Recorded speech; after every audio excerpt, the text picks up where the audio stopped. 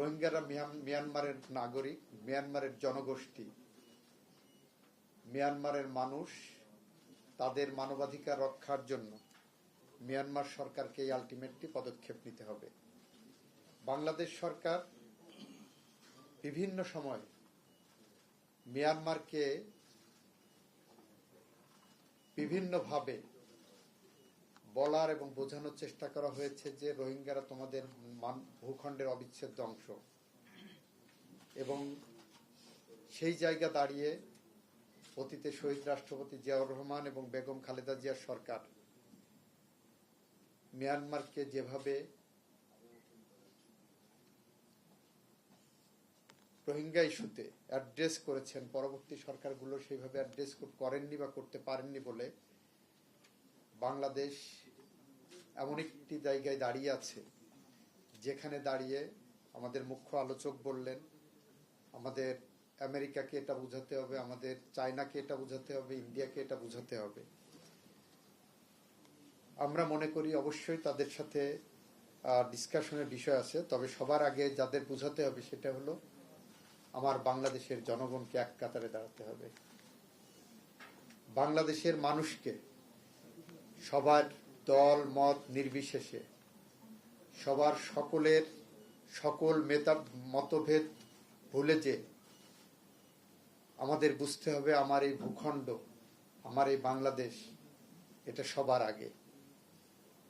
যখন ভূখণ্ডের কোনো বিষয় নিয়ে আন্তর্জাতিকভাবে আমরা মোকাবেলা করতে চাই, সেটা ধরে নিতে হবে সে আন্তর্জাতিক মোকাবেলাটা হলো আমার স্বাধীনতা এবং সার্বভৌমত্বের জন্য, আমার দেশের মানুষের ভালোর জন্য, কল্যাণের জন্য। এই বাংলাদেশ 1971 সালে যে রক্তক্ষয়ী সংঘর্ষের মধ্য দিয়ে জন্ম নিয়েছিল, সেই বাংলাদেশের প্রতিটি মানুষের এই দেশের প্রতি একটা কর্তব্যবোধ আছে। সেটা আমাদের সাংবিধানিকভাবেই উল্লেখ করা আছে, আর্টিকেল 21 অব দি কনস্টিটিউশন।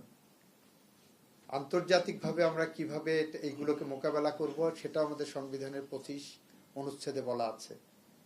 বাংলাদেশের সবচেয়ে powerful banking app city touch download করুন।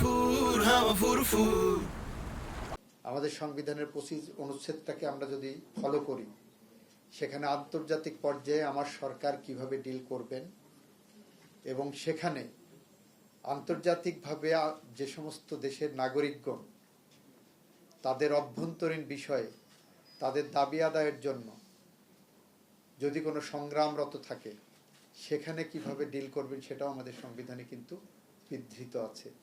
তো আমরা মনে করি রোহিঙ্গা সংকট এটা মিয়ানমারের অভ্যন্তরীণ সংকট একদিকে, আর একদিকে হলো বাংলাদেশ সরকার এটাকে দেখছেন মানবিক দৃষ্টিকোণ থেকে। এখন বলতে পারেন যে যখন এখানে ঢুকে আসছে তখন তো রোহিঙ্গার সাথে এটা আন্তর্জাতিক পর্যায়ে চলে গেছে, এটা কখনো না। কারণ রোহিঙ্গাদেরকে বাংলাদেশ সরকার আশ্রয় দিয়েছেন, তাদের পাশে দাঁড়িয়েছেন সম্পূর্ণ মানবিক মূল্যবোধের জায়গা থেকে। কারণ একজন মানুষ যখন ভূমিষ্ঠ হয় তখন সেই মানুষের 3টা অধিকারকে যদি বৈশিষ্ট্য থাকে, সেই বৈশিষ্ট্যগুলো মানবাধিকারে রূপান্তরিত হয়। একটা হলো এই অধিকারটা তার সার্বজনীন, ভূমিষ্ঠ হওয়ার সাথে সাথে এমন একটা অধিকার যেটা বিশ্বের সমস্ত মানুষের অধিকার হয়ে দাঁড়ায়। এটা হলো তার ইনএলিয়েনেবল রাইট, এই অধিকারটা সে অন্য কারো কাছে হস্তান্তর করতে পারবে না। এটা হলো তার ইনহারেন্ট রাইট, সহজাত।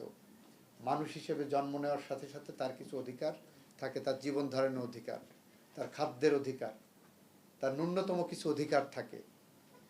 যখন এই রোহিঙ্গারা তার নিজ দেশে জেনোসাইডের শিকার হচ্ছে, তখন তারা জীবনের ঝুঁকি নিয়েই বাংলাদেশের বর্ডার ক্রস করে যখন আসে, তাদেরকে তখন বাংলাদেশের জনগণ যখন আশ্রয় দেওয়ার জন্য ইতিবাচক ইঙ্গিত দেয়, পাবলিক ওপিনিয়ন যখন আমরা মিডিয়াতে দেখি, তখন মানবিক দৃষ্টিকোণ থেকে আমরা তাদের পাশে দাঁড়িয়েছি। ফলে এইটা কখনোই আন্তর্জাতিক কোনো ইস্যু আমাদের সাথে মিয়ানমারের না, এই ইস্যুটা হলো মানবাধিকারের ইস্যু।